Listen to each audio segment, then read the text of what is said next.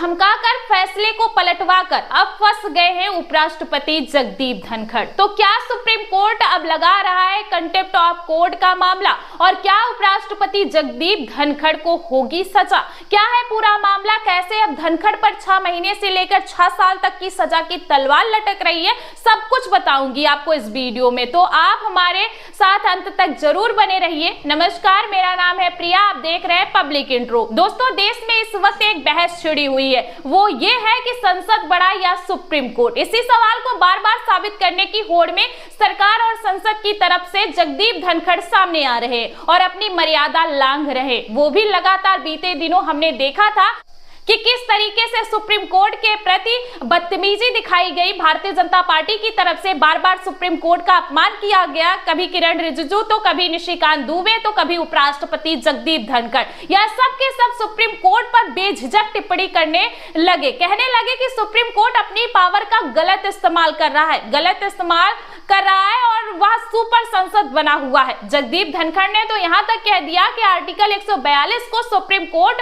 परमाणु बम की तरह इस्तेमाल कर रहा है। निशिकांत दुबे ने तो यहां तक कह दिया कि उनके फैसले देश विग्रह युद्ध के जिम्मेदार है। इस तरह की टिप्पणियां करी गई और ना जाने क्या क्या सीधा सीजीआई पर उनके फैसले पर कई टिप्पणियां की गई। और अभी जो हाल ही का फैसला है, हम सभी ने देखा कि जस्टिस शेखर यादव वाले मामले में वही जस्टिस शेखर यादव जिन्होंने कम्युनल बातें करी और फिर माफी मांगने से भी इनकार कर दिया। इनका सपोर्ट योगी आदित्यनाथ ने संसद से किया। इस तरह से पूरा एक माहौल बनाया गया और अब उस एक शख्स को बचाने के लिए सुप्रीम कोर्ट के फैसले को ही पलटवा दिया गया है। जी हां, आपने सही सुना। जिस फैसले में सिर्फ इन हाउस इंक्वायरी का आदेश था, जो कोर्ट के अधिकार में आता है, सुप्रीम कोर्ट किसी जज को हटा नहीं सकता लेकिन उस पर जांच बिठा सकता है, मगर भाजपा को, उसके नेताओं को यह बात खल गई, बिल्कुल नहीं पची और सुप्रीम कोर्ट को ही गलत बताते हुए फैसले को पलटवा दिया, रद्द करवा दिया। आपको बता दें कि supreme court justice Shekhar Yadav के खिलाफ जांच शुरू करने वाले थे, लेकिन तभी राज्यसभा सचिवालय ने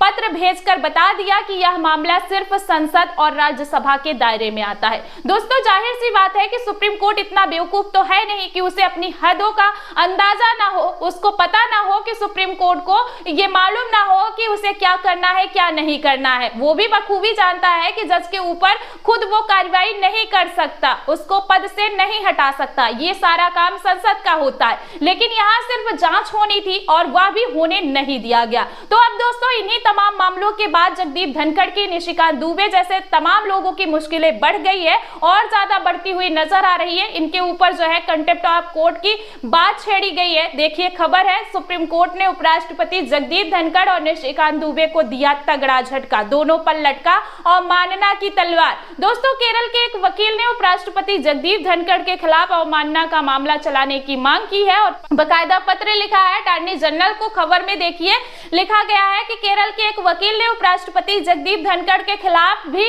अवमानना का मामला चलाने की मांग की है और पत्र लिखा है अटॉर्नी जनरल को।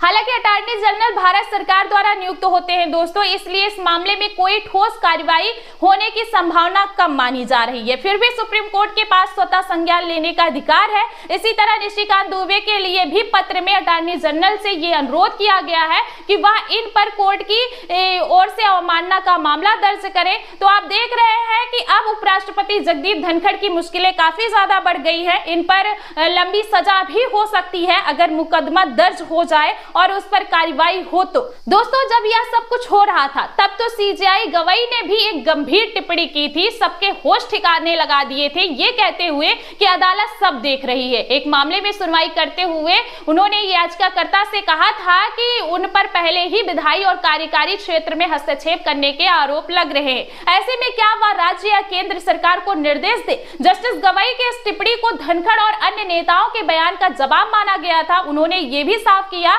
अपनी बातों में कि सुप्रीम कोर्ट सभी गतिविधियों पर नजर रखे हुए है और वह इन टिप्पणियों को अनदेखा नहीं करेगा। तो कुछ इस तरह सीजीआई गवाई ने जोरदार टिप्पणी करी थी। तो फिलहाल इस पूरी खबर पर आप सभी का क्या कहना है, क्या लगता है उपराष्ट्रपति जगदीप धनखड़ पर जो है सजा होनी चाहिए या नहीं होनी चाहिए? कमेंट में अपनी राय जरूर दें और ऐसे ही खबरों से अपडेट रहने के लिए चैनल को सब्सक्राइब नहीं किया तो सब्सक्राइब कर ले, ज्यादा से ज्यादा वीडियो को शेयर करें।